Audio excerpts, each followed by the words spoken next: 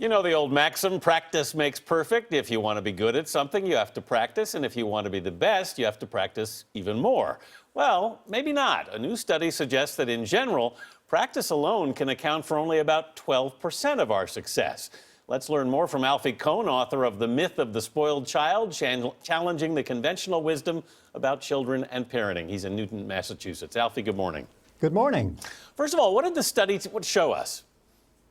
Well, this is actually a new review by people from several universities of 88 different studies that have been conducted over the last dozen years or so. And they found that the extent to which people work hard, engage in deliberate practice at games or music or academics or in the professions actually doesn't explain much of total achievement. In fact, when people kept careful records of how much they practiced, the amount that practice contributed to achievement went down to about 5%, which means that 95% of how well someone does across different areas is explained by something other than just how hard and how long you work at it. So what is this something other? Because like so many people who read Malcolm Gladwell's book Outliers, I thought 10,000 hours of practice would make me an outlier and therefore I would be better. But you're saying it's something else. So what is that? Right. Gladwell basically made up that number of 10,000, which annoyed the person who did the research from which he borrowed.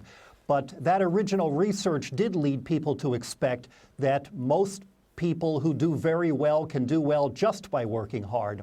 The obvious alternative answer is talent, just how good you are at it, what kind of ability you have.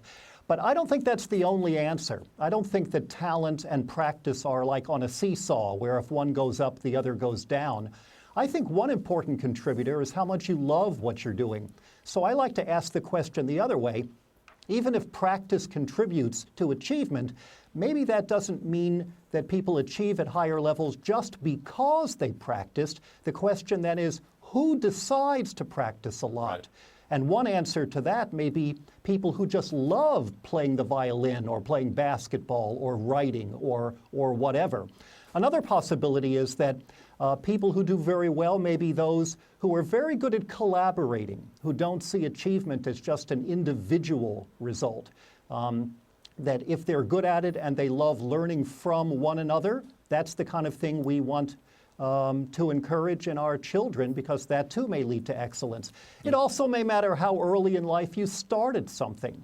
So that these researchers discovered, for example, that if you start something as a child, that tends to lead to achievement for reasons that go beyond how many total hours of practice you logged. Alfie, you're basically saying then that passion is what drives our desire to practice.